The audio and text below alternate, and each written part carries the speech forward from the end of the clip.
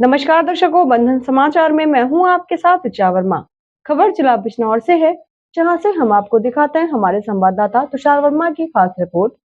बिजनौर में Indian industries association Bijnor chapter के नवनामित chapter chairman विकास कुमार अग्रवाल एवं कार्यकारिणी समिति का अधिष्ठापन एवं संगोष्ठी का आयोजन किया गया, जिसमें उत्तर प्रदेश राज्य की 1 ट्रिलियन इकोनॉमी लक्ष्य में जनपद बिजनौर के उद्योगों का योगदान एवं चुनौती विषय पर विशाल सम्मेलन का आयोजन किया गया।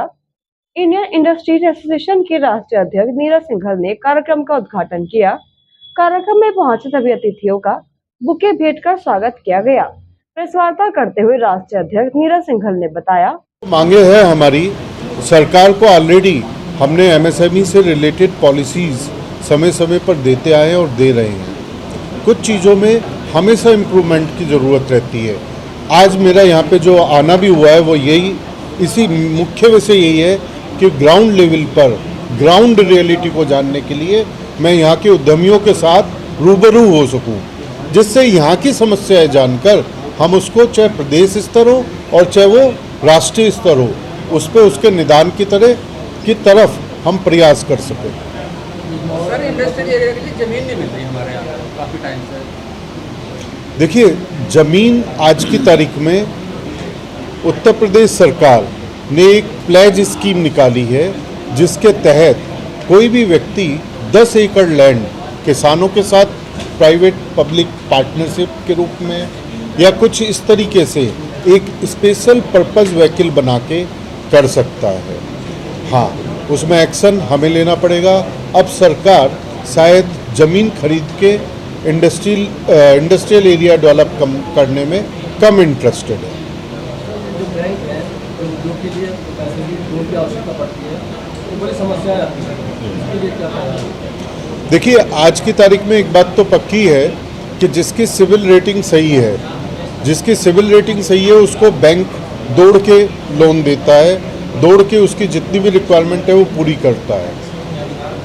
जहाँ तक रही समस्या की बात, मुझे लगता है आज की तारीख में मेरे पास तो बहुत सारे ऐसे एंटरप्रेनर्स हैं जिनको 48 आवर्स में 2-2 करोड़ रुपए तक के लोन भी मिले हैं। समस्याएं सिर्फ एक ही है, जागरूकता ना होना।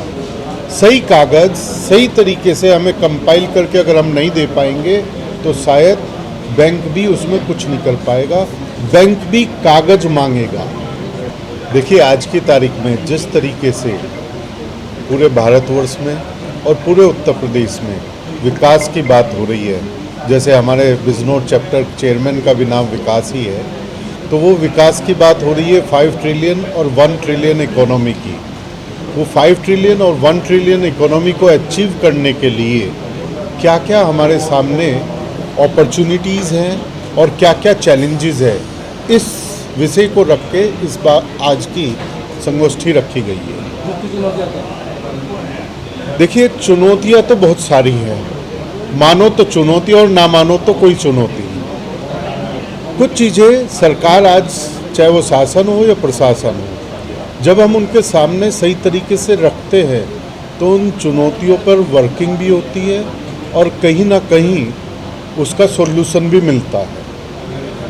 जो मुख्य चुनौती की बात कही आपने, आज मुख्य चुनौती है अवेयरनेस की। जो शासन या प्रशासन, जो गवर्नमेंट ऑफ इंडिया और स्टेट गवर्नमेंट जितनी भी स्कीम्स ला रही है, वो हमारे एसएमई तक पहुंच सके, आम आदमी तक पहुंच सके, वो एक मुख्य चुनौती है। क्योंकि जब तक जानकारी नहीं होगी उस पर इफेक्टिवली काम नहीं कर पाएंगे। तो मेरा अपना मानना है कि अवेयरनेस एक बहुत बड़ी चुनौती है अपने आप में।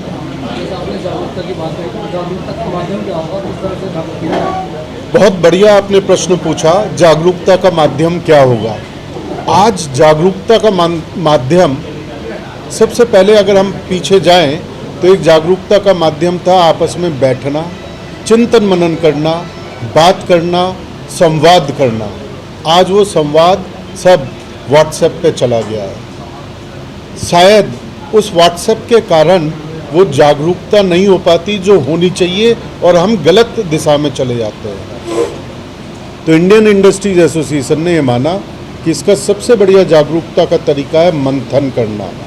जब हम आपस में बैठेंगे तो तो विष भी निकलेगा और अमृत भी निकलेगा, और उसका के लिए हमारे में से ही शिव भी निकल के आएंगे, तो हमारे में से ही विष्णु भी निकल के आएंगे। और इसी के साथ जुड़ रहे बंधन समाचार के साथ